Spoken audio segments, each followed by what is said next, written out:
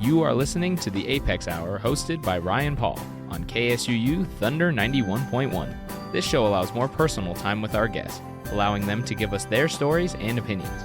We will also give you new music to listen to, hoping you enjoy some new sounds and genres. Welcome to this episode of the Apex Hour. Welcome to the Apex Radio Hour. I'm producer Faith Christensen. I'm joined with Apex Director and Professor of History, Ryan Paul, and our special guest, Dr. Susan Clayton. I'm turning it over to you, Ryan. Thank you, Faith. We are so glad to have you here with us today, Dr. Clayton. And for those of you who don't know, Dr. Clayton is a environmental psychologist. Is that the right word? Sure. I call you a superhero or whatever you want, a savior of the world. So what I'd like to do, what I always like to start with, is kind of a how we get to now question. So can you tell us briefly a little bit about who you are, what you do, and why you do it? Absolutely. Thanks for the question. So I've always been interested in psychology, but I was trained in a very traditional way as a social psychologist, having nothing to do with environmental issues. Got my graduate degree, didn't know anything about environmental psychology, but I'm an environmentalist at heart. I care about the natural environment. I grew up in the 70s. People were talking about environmental issues. So I continued to think about it, and I began to think, well, this is kind of an issue that has some psychological relevance. So I decided that I could incorporate that into my psychological research. And then one thing I think that my training has led me to do is I really listen to people. I pay attention to what I hear people saying, and I heard them saying things that sounded like the natural environment had significant psychological impacts for them. It had emotional relevance, it had personal significance. So I really started doing research along those lines. And then still some time ago, earlier in this century, in the 2000s, I guess, started to be more aware, like many of us, of climate change and started to think about that as a problem and what the psychological significance of those environmental changes might be, given that I had already been thinking about the psychological significance of the environment. And it's been quite a journey. It's been very interesting. It's been in many ways rewarding to kind of bring this aspect of climate change to more public attention. And there's certainly lots of questions that I still want to investigate about the impacts of climate change on psychology. So climate change, has obviously been looked at from a variety of ways, historically, obviously scientifically, not that psychology isn't a science, but you know what I mean, those kinds of things, environmentally. So in your work, how do you distinguish what you're doing? How is this a new way to look at climate change? Well, I think historically the people studying climate change have been focused on the impacts on ecosystems, on weather, on non-human species for the most part, on water cycles and agriculture and all kinds of things that weren't very human, with relatively little attention to human impacts. And when we did look at human impacts, it tended to be economic impacts, what are the effects of being hit by extreme weather events on infrastructure and so on. Very little attention was being paid to individual psychology and how people's emotional responses, their behavioral responses. So that's what I've helped, I think, to bring attention to those individual responses to climate change. So what has been some of the most surprising things that you found about that relationship to climate change? The thing that surprised me most when I really first started to dive into this research was how much evidence there already was that people's mental health was being impaired by climate changes. I thought it was new and we didn't know very much, but it turns out we have lots of evidence about the impacts of extreme weather, for example. So that was new. And then just the more I looked at it, the more wide-ranging those environmental impacts are. Everything from your cognitive functioning, to your mental state, to your social relationships. All of those things can be affected by climate. Yeah, I heard you speak earlier today, and one of the things that I found interesting that I had never thought about was the social relationship impact from not only indigenous people but people in general due to climate change. Can you tell us a little bit more about that?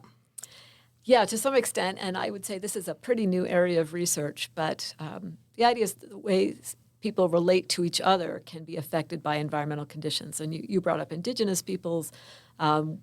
They are, I think, recognized as having, in many cases, very intricate, deep relationships with the natural environment, a lot of cultural practices that might involve particular native foods, foods that are native to the area, various rituals that are tied to the changing seasons. Non-Indigenous peoples have some of the same kinds of practices, but it's much more, I think, obvious and at a clear-cut level where it might have been buried under, other influences for more standard Western societies.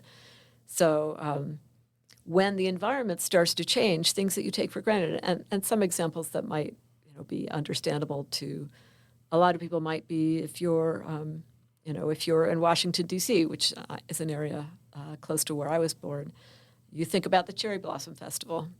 What happens? How do you feel if the cherry blossoms start to bloom earlier? How does that affect the way you set up your schedule? Does that change the way you feel about the place?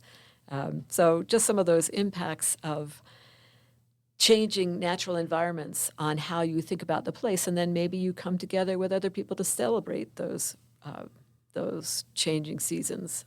How does the fact that the changes are different than they used to be impair your kind of cultural traditions? And in a more specific interpersonal relationship, being hot just makes people irritable and aggressive. You see rises in interpersonal aggression, and evidence that being in healthy natural settings can promote positive social relationships, so people are nicer to each other if they feel inspired by their local environment. So those are some of the kinds of things. So, and it seems one of the things that the example that you used earlier that I really hadn't thought about was this idea of cultures that live in the cold, right? And that when it's super cold, I can take my snow machine or whatever across the frozen lake and visit people. But if that lake never freezes all the way, that those relationships are severed. And I don't think we think about it in that term. Yeah, that was something too. When I first heard of it, it just hadn't occurred to me. I thought, why wouldn't, I think because I like to be warm. I think, surely people who live in the far north will be a little bit happier if it gets warmer. But no, it turns out that there are some very practical barriers to just the kinds of social interactions they like to have are a consequence of the warming temperatures. So what do we get wrong about climate change? I mean, obviously it's something that has become very politicized and everyone has an opinion on it in one way or another. But overall, in your mind, what do we not still fail to understand about it? Well, you could answer that question in a bunch of ways. I think one thing we get wrong is how fundamentally people will be affected. I think many of us still feel kind of, that we'll be buffered, we'll be safe, we won't be affected. And I don't mean to be fatalistic. I don't think we're all going to be destroyed, but I think we are all going to be affected. Another important thing, though, is I think there's, partly because of the emphasis on let's not exceed 1.5 degrees Celsius increase, people sort of think, okay, if we exceed that, the fight is lost. And that's a really bad way of understanding it. It's an ongoing thing. Everything we can do to reduce the amount of warming is good, even if it ends up being, can we make the difference between 1.7 and 1.8 degrees? And we might go over 1.5 and then bring it back down. So it's not just you cross this threshold and everything is over. So what do you say to people who will say, well, it's just cyclical, that at some point the wheel will turn around and all will be well? Is it, well, you're not going to survive to that point? Or what do you say to that?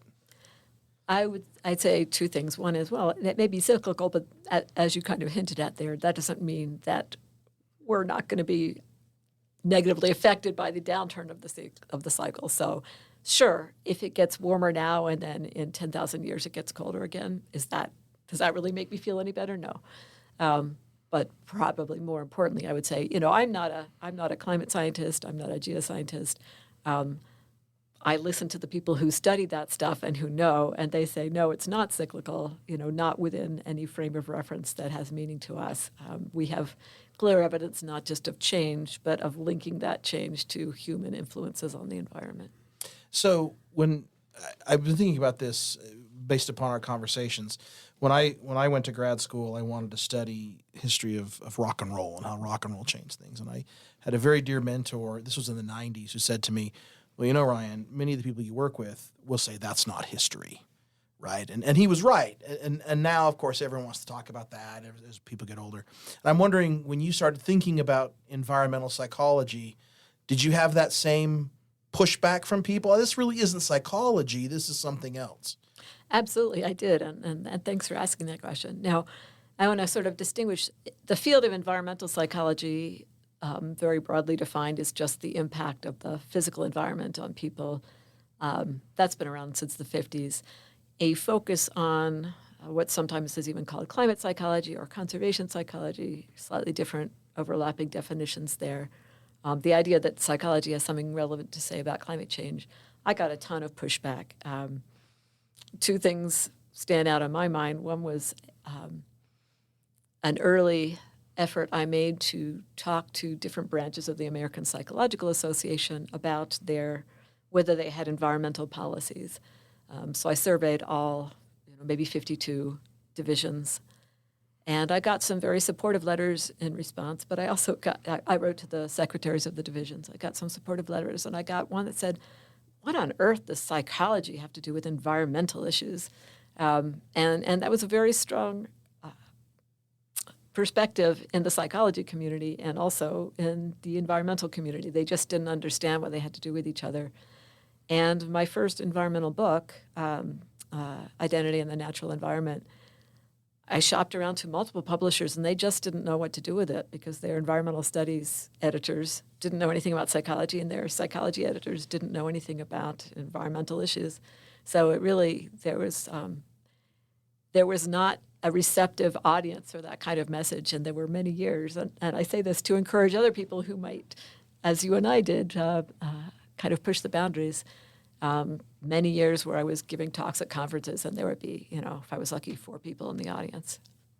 So why do you think people are so passionate about this on both sides, right? I mean, there's people who are very passionate about this issue in a way that we need to do something, and there are other people who are, I would say, probably equally as passionate about this is not something that we need to think about. Where there are more pressing problems. Why is this such a passionate issue for people? Oh, that's kind of overdetermined. I think one reason is that when we talk about environmental changes, we're talking about something so fundamental that it challenges people's entire view of the world. And so for some people, some religious traditions, for example, they just can't accept the idea that humans can influence the natural world. That contradicts everything they've been taught in their tradition. So they reject the entire idea, and they may feel offended by the idea. Other people deny it because it conflicts with other kind of ideological positions. But for the people who accept it, there's also that sense that it changes everything. It changes everything I believe to be true and know to be true about how the world works. And so that creates a lot of emotion, too, that idea that human activity can be interfering with something so fundamental. And I think that word fundamental is interesting because it also could mean divine, right? Mm-hmm. I mean, what you're really saying is that I'm not telling you what you're saying, but ultimately some people that I know say, well, God gave us stewardship over the earth, and therefore we know that it will always be in abundance and everything else. And I've often thought that's a pretty naive way to think that humans, that's a misunderstanding of the word stewardship, right? And what I find interesting is that part of my own faith tradition, the church itself are actively doing things to become green, for a better word, or have strong environmental positions. They just don't publicize them as much, and I would think that many people would be shocked to see what's happening in that regard, right? That stewardship means something a lot different. And to your point, I think that this connection of how intimately we are connected with our environment. I mean, I'd like you to explain a little more about this idea of identity in the natural environment. What exactly does that mean in that regard? It means different things to different people, and for some people it may be a very religious understanding that humans were created and the rest of the natural environment were created by the same entity and to work together. For other people, it might be a recognition, maybe people who have a more biological background, that ecosystems, that humans are part of ecosystems and not separate. And so human actions affect other parts of the ecosystem, other parts of the ecosystem affect human. We're not set aside and separate. For a lot of people, it is really that broader sense that they are part of something larger. And this is something that I really began to appreciate. Again, hearing the kinds of comments people would make about what they felt like when they were out in the natural world. They would say, I feel like I'm part of everything. I feel like I'm connected to everything. So I think that's a very powerful recognition for people, and it's good for us to be reminded of it.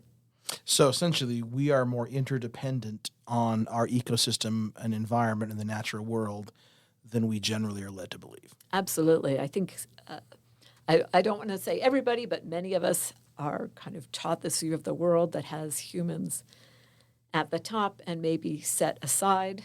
And we think that we're responsible for providing the requirements of our own lives. We think we grow our own food and we build our own houses, and we do, but we rely on the rest of nature. We can't grow our own food without a lot of help from other parts of the system, including something as simple as pollinators. A lot of agricultural work is done by bees and other insects and birds that will all play a part in disseminating the seeds and so on. So we are taught that we're doing it ourselves, but we're not really doing it ourselves. We're doing it as part of a system. Thank you for that. Let's take our first break. And for those of you who listen to the podcast, know that we invite each of our guests to choose some songs that resonate with them in one way or another, and let them tell us a little bit about them. So as we go into this break, the first, I got to tell you, I have been very pleased and very impressed with the songs that you chose, and I don't know that I would have chosen those for you. So well done. I think these are good. So the first song we're going to listen to is Feels Like Summer by Childish Gambino. And if you haven't heard the music of Childish Gambino, you deserve to create a playlist. So why did you choose this particular song? Well, I'll be honest, my son sent me this one, and because he knew I was interested in climate change, and he thought I would enjoy seeing the pop culture reference. But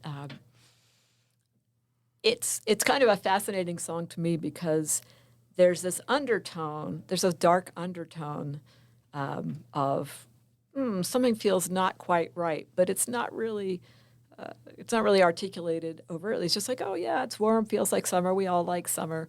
So I think that gets at kind of the ways a lot of us think about climate change, like this very subtle sense that something's not quite right, but we don't really confront it head on. Okay. This is Feels Like Summer by Childish Gambino.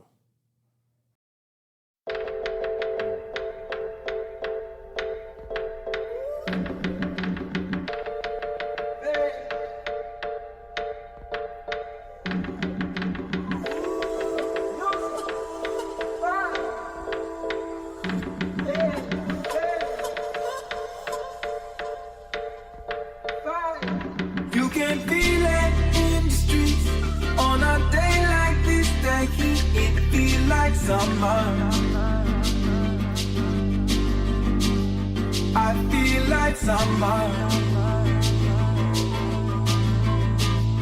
I feel like summer.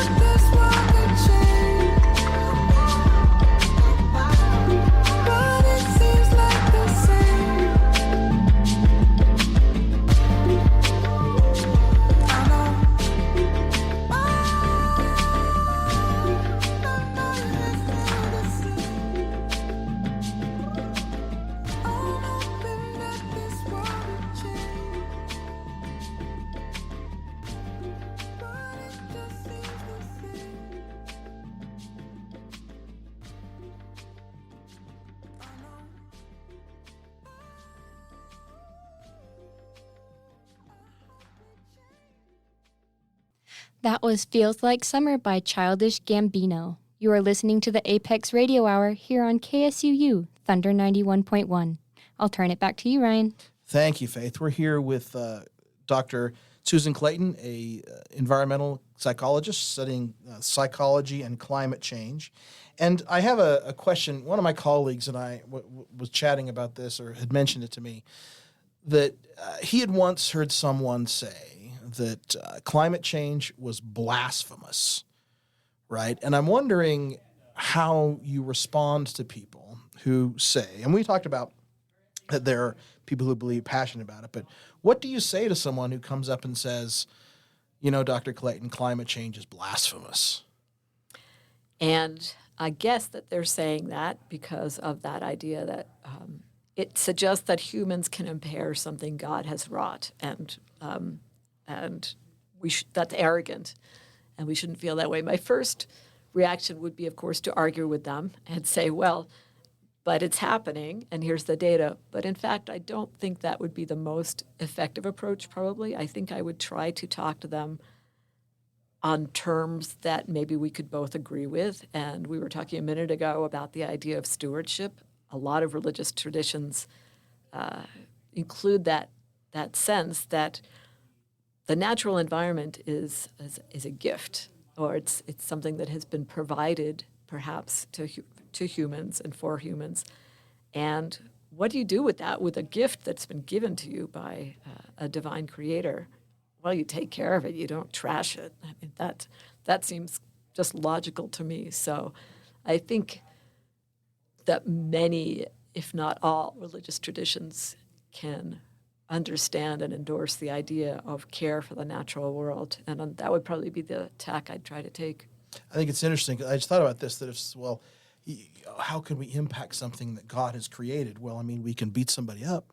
I mean, you can kill another human being. I mean, that's impacting someone that God created. So if you can do that, then why couldn't you do that to an environmental structure? Mm-hmm. So anyway, I was just thinking about that. So I want to talk about your own personal relationship to the natural world. I mean, how do you personally connect in that way?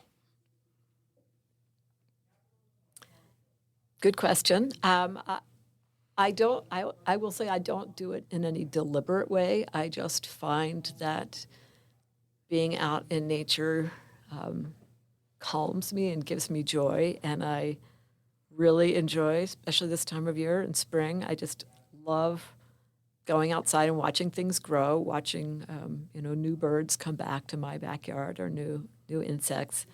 I think part of what I enjoy about it is the fact that it's so. I'm not responsible for it. It just happens. I don't have to do anything to make sure that spring returns. It's just something that feels like a gift. And then it's just so fascinating. There's always something new to see or hear or smell or feel. So I don't get bored when I'm out in nature. It's a nice restorative place for me. So I'm curious as to where you grew up. Yeah, I grew up in Maryland, not far from Washington, D.C., so it wasn't exactly the wilderness, but I was fortunate to grow up sort of surrounded by a lot of nature. There was a creek behind my house. I was across the street from a state park where I spent a lot of time just wandering around on the trails. So I think definitely, I don't know if I was unusual, but I was able to spend a lot of time as a child, playing in the creek, looking at bugs and tortoises and snakes and frogs and things. So when you were a kid doing that, did you say to yourself, you know what I want to do for a living? I want to study people's minds. I mean, what did you want to be when you were younger? What's the first thing you remember wanting to be when you grew up? Well, I actually wanted to be a writer. Yep. And that lasted for a while. But it was in high school. I mean, I think many people, when you're in your elementary school, psychologist is not one of the things on your list. You're like, astronaut, firefighter, doctor, writer, teacher, nurse. So I wanted to be a writer. But when I just learned that there was such a thing as psychology, probably in high school, I thought, yeah, that's appealing. So that was your moment of where you realized this is kind of what I want to do and pursue that? A little bit, although I kind of made that decision without really understanding what psychology was. A lot of high schools at that point, and I think still, don't have psychology classes. So I thought, well, I don't want to do this Freudian stuff, but I think the idea of studying human beings, that sounds like fun. So it wasn't until college that I really actually learned what psychology included. So now there are obviously there are lots of subdisciplines of psychology, but there are clinical psychologists and what would you say, academic psychology? What's the definition? How do you split those apart? Yeah, you could divide it up multiple ways. Often, applied psychology versus research psychology, or clinical psychologists versus other kinds of psychology is a big. People who focus on mental health and everyone else would be another way of dividing it up. So, are there other areas of interest in psychology that you're kind of fascinated by, or is this kind of where you're hanging your hat from here on out? Well, I can't remember if I mentioned this earlier, so I was trained as a social psychologist and particularly interested in how people process social information, very interested in issues about attitudes towards social justice, intergroup relations, stereotypes, prejudice, those kinds of things. And I never lost interest in those, but we have a limited amount of time in our lives. And when I began to move into the environmental area, I realized that this was going to take all of my time. And there are plenty of other people doing research in these other areas, so I could kind of leave that up to them. So, and you talked about this earlier today, but as we think about climate change, obviously it becomes a very overwhelming thing, right? Like if I'm using LED light bulbs and 50 of my neighbors are not, what's the, does that really matter? Or it can be a very disheartening thing to think about this. Sometimes people think I'm a voice in the wilderness. And I think there are more people that agree than others. Unfortunately, it takes sometimes a big thing to make us, in our part of the world, the Great Salt Lake, right, is really causing a lot of people to say, we need to think about how this is going to relate. But what can we do? I mean, if it is true, and which you said that it is, that heat and climate change can impact us to our very core, not just the biology, but how we see ourselves in the world, right? How we define our identity. What do we do individually and collectively besides turn off the light when you leave or don't leave the water running? Yeah, I think that's a question that a lot of people find daunting. It kind of stops them maybe from doing what they might otherwise have done. I want to suggest that we, even though we are strongly affected by our environmental conditions, that doesn't mean we are only affected by our environmental conditions. We have a lot of agency, and we can decide what kind of people we want to be in the world. Do we want to be people who bury our heads in the sand? Do we want to be people who give up, or do we want to be people who are actively involved in trying to cope and to make things better? And so it's not just about the effect you have on the problem, it's about the effect you have on yourself. And I think it's a good thing for all of us to not feel hopeless and to not deny reality, but to say, okay, given this reality, here's the kind of role I want to play in it. And it doesn't mean we all have to be out there marching on Washington or, boycotting particular industries. It can just be, I want to help my community be more resilient to the effects of flooding or to the effects of wildfire smoke. I want to get together with a group of people and see how can we maybe reduce the threat to the Great Salt Lake, or if not, adjust to those changes. You've talked a lot about resilience. I mean, you've used that word multiple times, and I think that what comes to mind in my mind, and I have mentioned this before, is that, as I study history, especially in the world in which we live today, a lot of people say, well, it sounds very depressing, if it's think about cycles and everything else, which I don't necessarily believe in. But ultimately, I find history to be a very hopeful thing, right? Very negative, I can find more than one positive, that we are generally a species that works to the betterment of the community, not just the betterment of the individual, right? And I was thinking about this listening to George Takei, from Star Trek. He was interred in an internment camp, and he wrote a book about it. It's a graphic novel, actually. And he talked about his dad. And he said, my dad was resilient. And oftentimes we think of resilience as just, like Boxer from Animal Farm, like just plodding along. But resilient people move forward with hope, right? And I think that's the challenge, is because sometimes climate activists are seen as moving forward with anger and fear and venom, same on the other side, versus we need to be better. I mean, we can look forward for hope, right? I mean, wouldn't you? Yes, I'm really glad you put it that way, because I think we do need, and I do have a vision for a future. It's not just where we minimize how terrible things are, but we actually work to improve things. And I think many people, maybe most, would say there are many things about our current system that they're not satisfied with. It might be the extent of economic inequality. It might be a lifestyle where you spend, 3 hours a day in your car commuting to work. It might be the long hours you spend at work. It might be threats to physical health that are posed by our current lifestyle. So there's room for improvement. And I think we can improve some aspects of our current lifestyle along with and maybe as part of working to address the climate crisis. So I think an example that I might often give is just if we drive less, walk more, guess what? Not only does that reduce the extent of climate change, it improves our physical health, it improves our mental health. We are more likely to see more people and talk to more people and have a greater sense of community. I think most people would agree that those are positive lifestyle changes. So I think we need, it would be helpful for us to think more about the kinds of changes we would like to see in society, not just the kinds of changes we are afraid of or the kinds of changes we have to make but we don't really want to.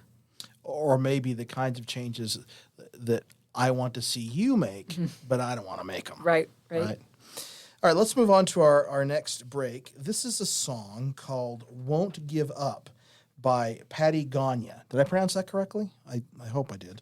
So why did you choose this song? Well, this is an interesting song. I think I got a link to this from some environmental newsletter. It's actually a collaboration between several musicians, including Yo-Yo Ma, classical cellist. And I liked it for several. I like it because I like the song. I like it because of the collaboration between people who are, different generations, different kind of positions within society, coming together. And I like it because they're trying to give a very positive message. So this is Patty Gagne with Won't Give Up.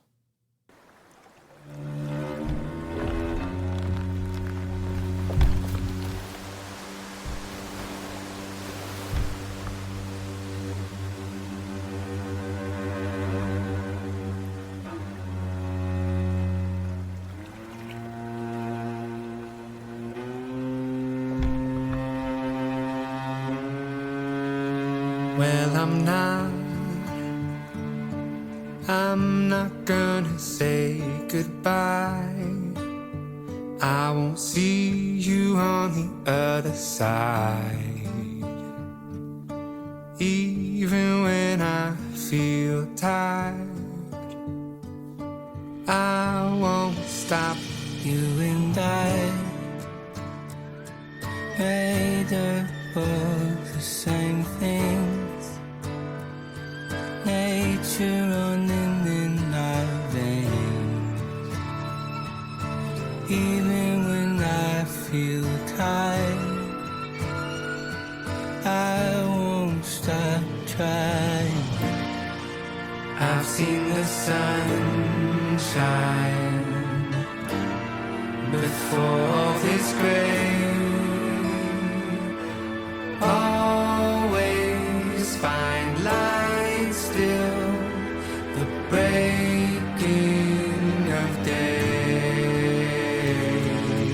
I up for a minute. Never giving up on you. Never giving up on you. I won't give up for a minute. Never giving up on you. Never giving up on you.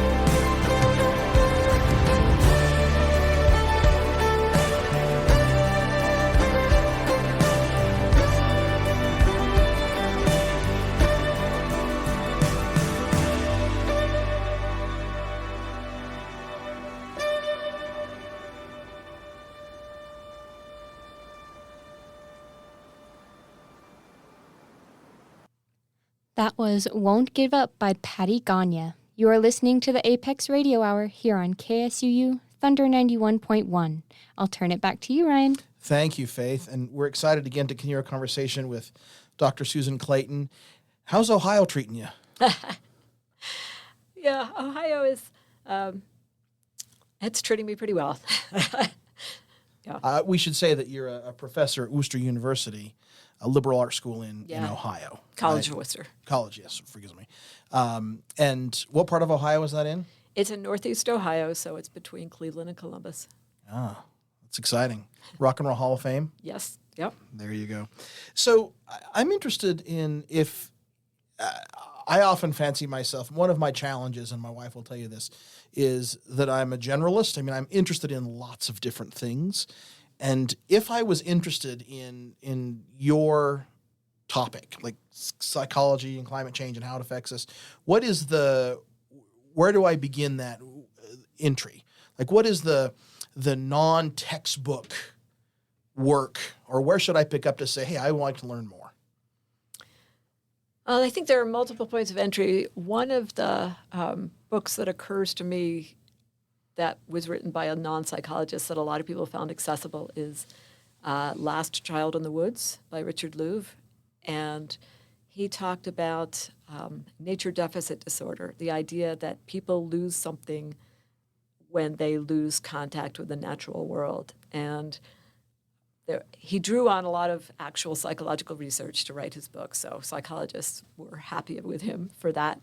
It got a really big response, especially from parents who had this instinctive feeling that he was right, that if their kids didn't spend time outside, they were losing something. And I think really, to some extent, started a movement. So it's not directly about climate change, except in the sense that as the climate is changing, it might be harder for our children to find nice places to visit outside. But I think it really helped people to recognize and articulate the sense that humans belong in the natural world, and there's something wrong if we're not allowed to spend time in it.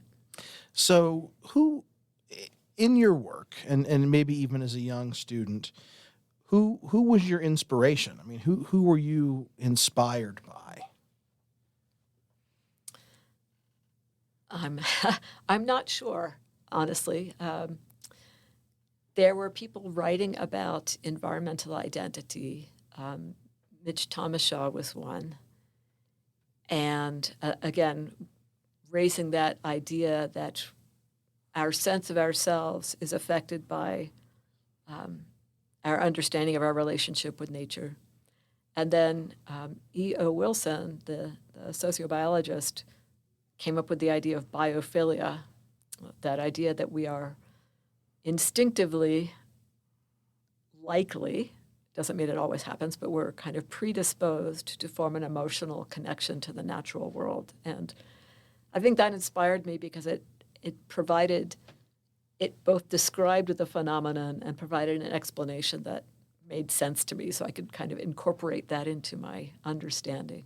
And he was pretty prolific in his writing, and he's fairly accessible too, right? I mean, E.O. Wilson. Yes. When I was in college, he was pretty fundamental for me as well. So, I guess what I really want you to do now is tell me it's going to be okay. Well, I liked what you said earlier about people being more good than bad. I'm going to summarize what you said in that way, and I fundamentally believe that. I think it's very easy to see when people do something that disappoints us, but there's so often that people do just amazing things for each other or for principles that they believe in. At some level, I'm pretty, I wouldn't say 100% certain, but I think it's extremely likely that we will get our act together and start doing more to effectively address the climate crisis. I think we will experience more negative effects than we would have if we'd gotten our act together earlier. But I think we already see signs of people recognizing, oh yeah, we need to do something about this. Let's have talks. Let's at least come up with policies. Hopefully, we will start living up to some of those policies. So, what does the evolution of your work look like? I mean, obviously, your work has evolved from when you started it. But what is the long-term result or what's next, I guess, is what I'm saying as you move forward? Well, I think a step that is needed, and I will be part of this, although other people might do more than I will to advance this knowledge, is a better understanding of how to help people maintain their mental health in the face of these kinds of challenges. So to develop more effective interventions, more community programs, perhaps more educational programs that tell people about climate change and how to be resilient and how to adapt. So that brings me to another question: is that what are some of the mental health strategies that we can implement? I mean, what are some of the tools that we can use to center ourselves and maybe collectively other people? Mm-hmm. Depends where we're starting from. I think for people there are a lot of people who are not, I'll say, worried enough, not anxious enough.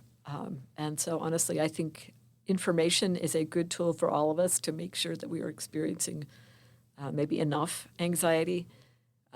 For people who are experiencing too much anxiety, information can also be helpful because you do hear things on the internet, that we're all going to burn up by 2030.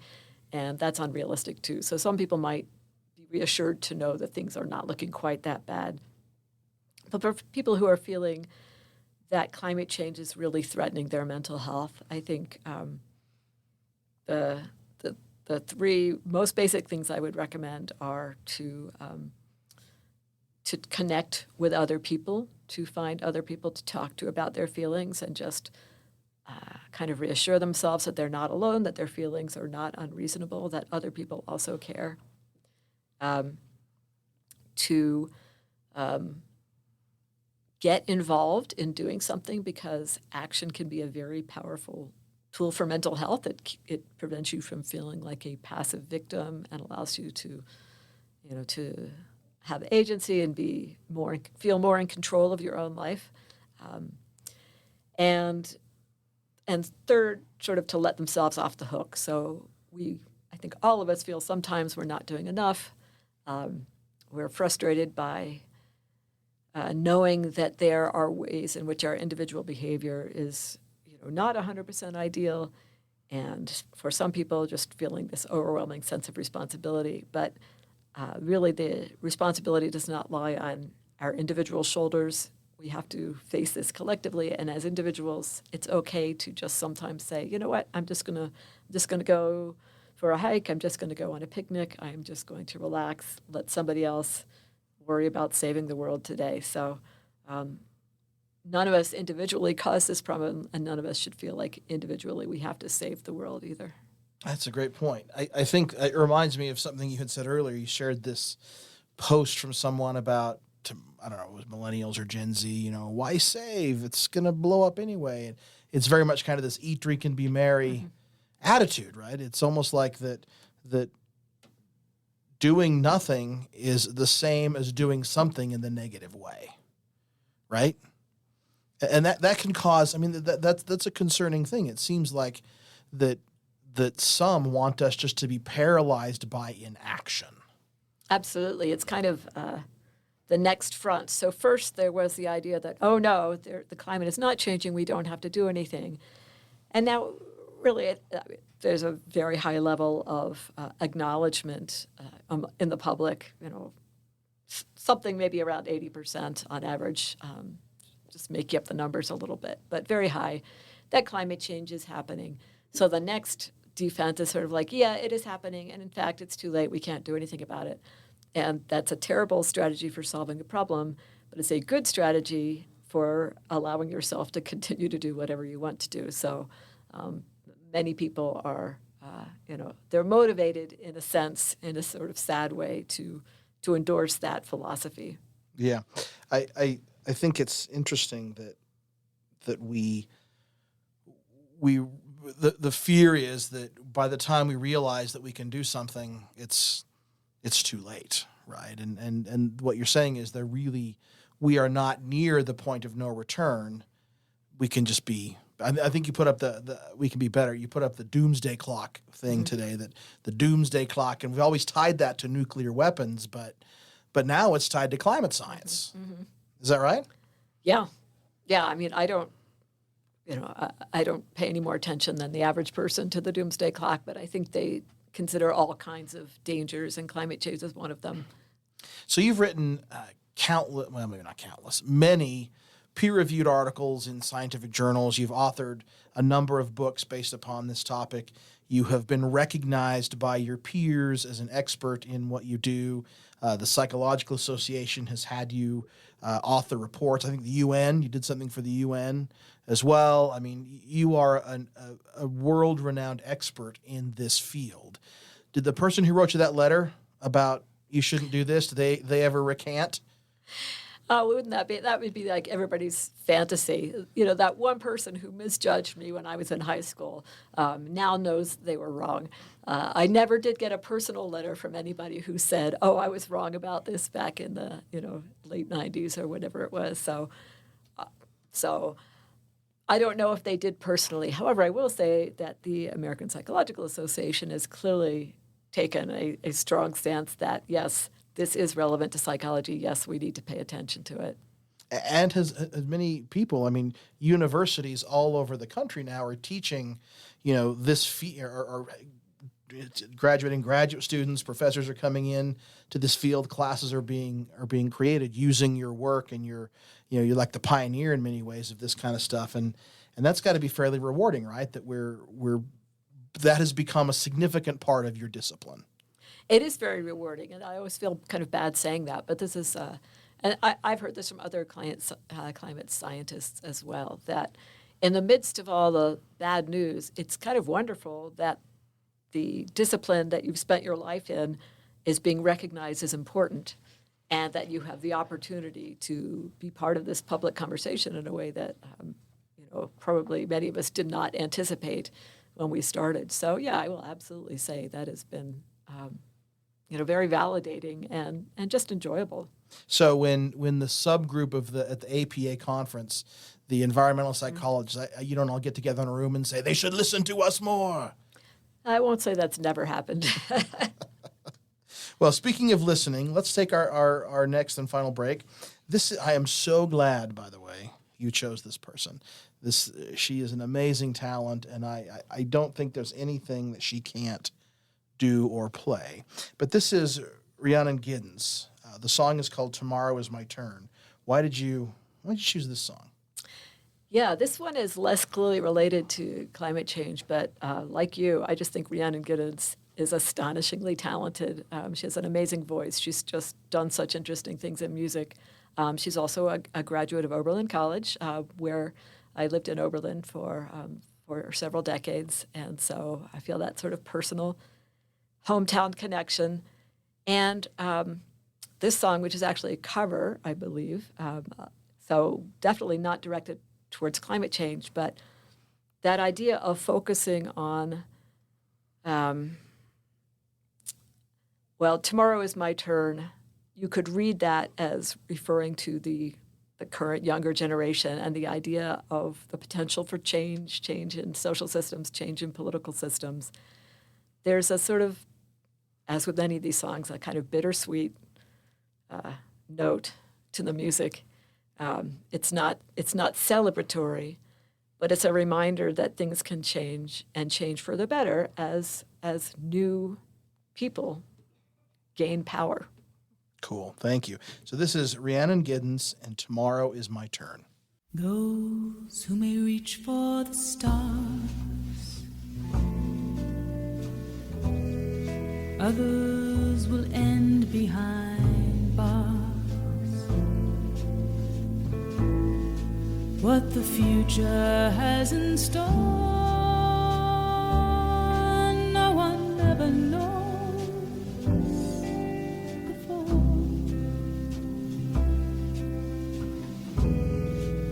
Though time may help you forget all that has happened before, it's too late to regret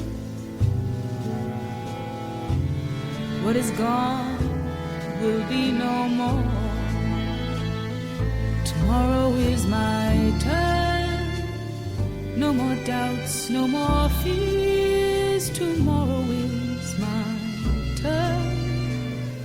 When my luck is returning, all these years I've been learning to see fingers from burning.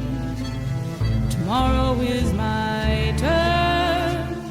No more doubts, no more fears. Tomorrow is my turn.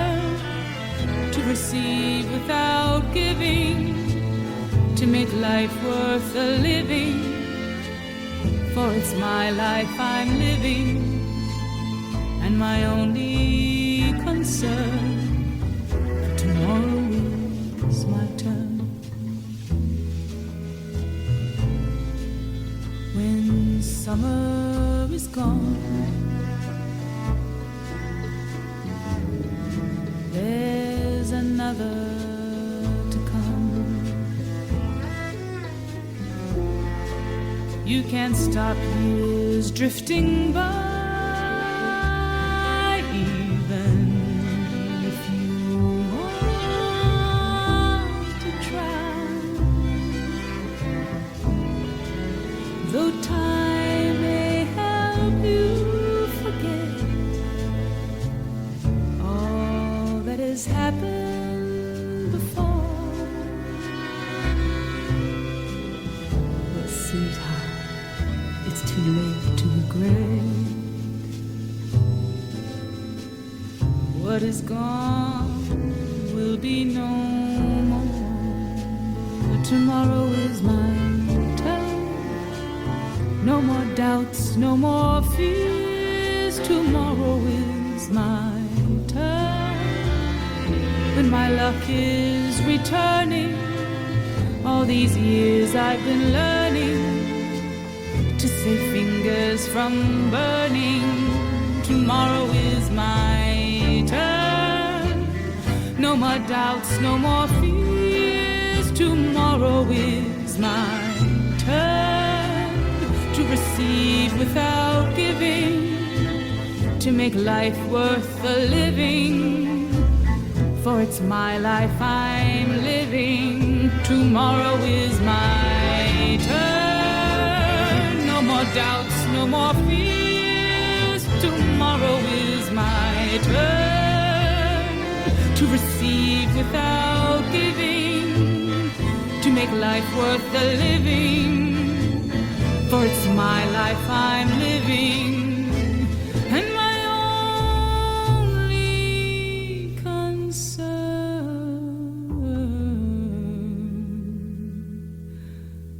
For tomorrow is my turn.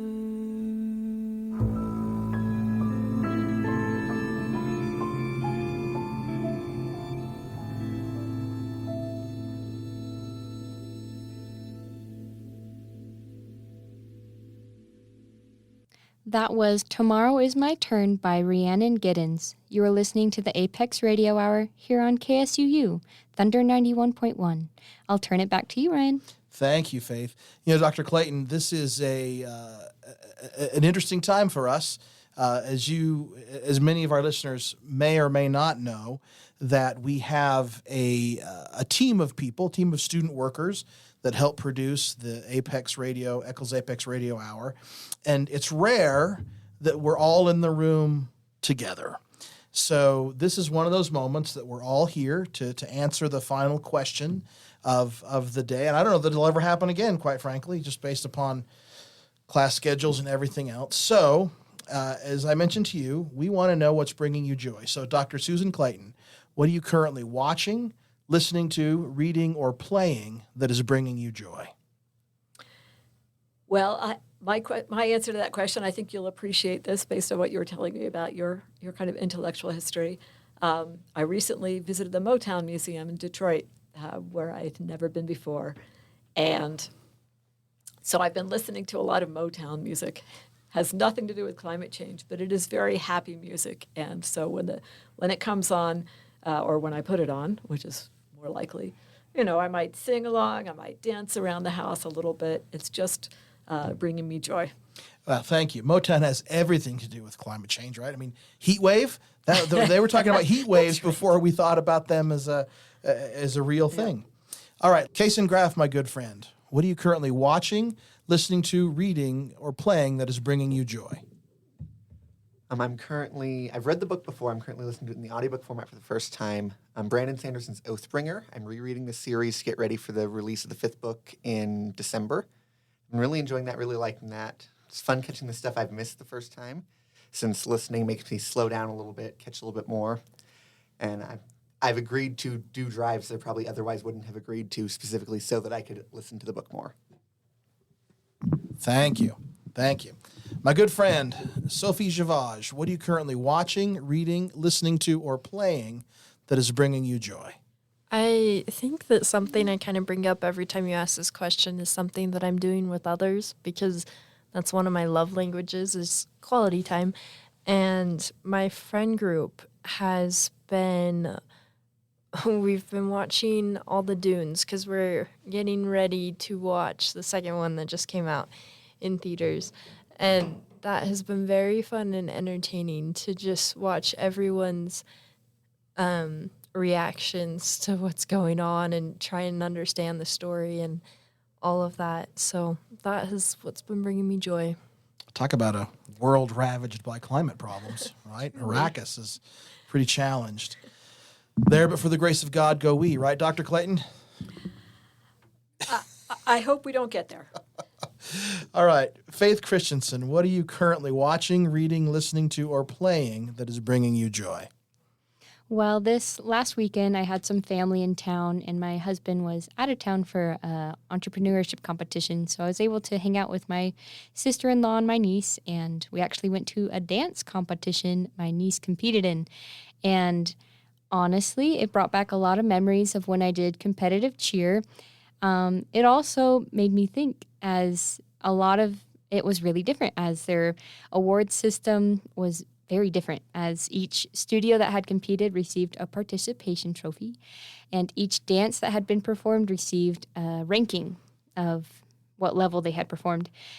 During that time, I was very confused, but it brought back a lot of memories of when I used to compete, and it made me excited for maybe when I have a future kiddo involved in sports or performance that I'll get to cheer them on, but still be equally confused on, I don't know what's happening, but I love my kid, I love my niece, go them.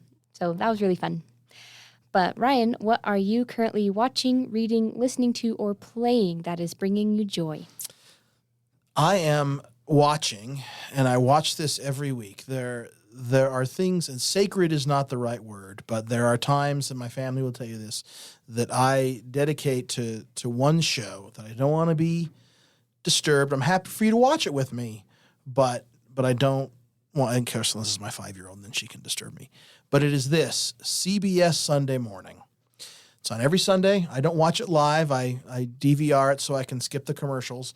But we've talked a lot about resilience and hope, and that is one show that gives me hope for humanity. If you've never seen CBS Sunday Morning, you owe it. It's like a news magazine. It's a lifestyle show. It's just this thing that's been on for 30-some-odd years.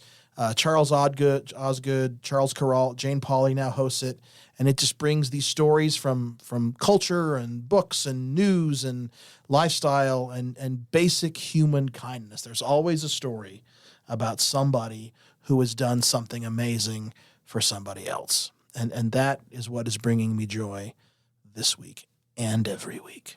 So with that, we'd like to thank Dr. Susan Clayton for being here with us. We're so grateful that Sophie and Kaysen have been able to join us in the studio today. And we're thanks to all of you who've listened to the Apex Radio Hour. And we're going to go out with the last song. And I got to tell you, I am so glad also you chose this group, because I haven't thought about them for some time. And that is to my chagrin. And when I saw this, I started linking and listening again and looking at my phone and trying to put some stuff together. So this is The Pretenders with My City Was Gone. Can you tell me why you chose this song? Oh, well, I felt like I kind of had to. The Pretenders we're an Ohio band, and My City Was Gone, again, not directly about climate change, but I think and it's a great song generally, but about people making bad decisions that lead to a less good future, and just, I think, pointing out that happens, and yeah. Okay. Thank you, Dr. Clayton. Thank you for listening. This is The Pretenders with My City Was Gone.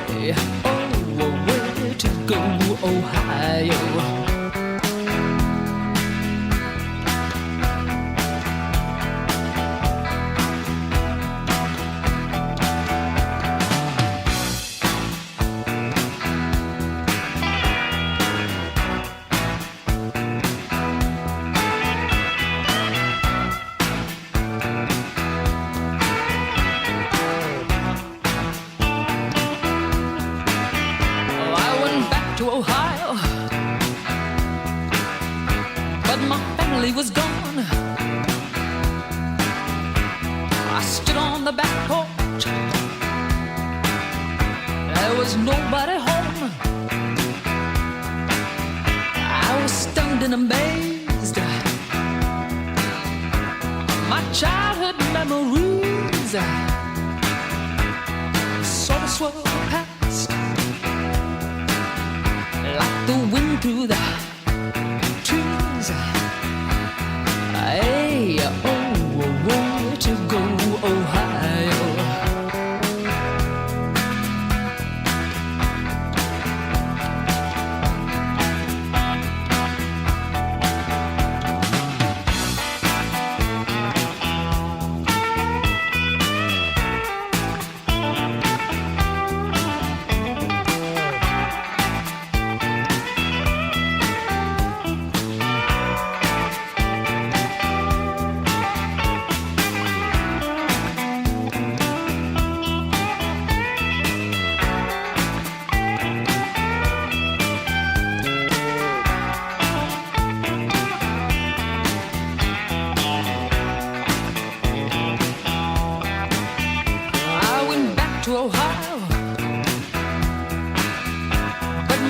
Countryside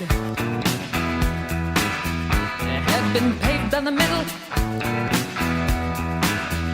by a government that had no pride. The farms of Ohio had been replaced by shopping malls, and music filled the air from Seneca to Cuyahoga Falls. Said, hey, oh, where to go, Ohio?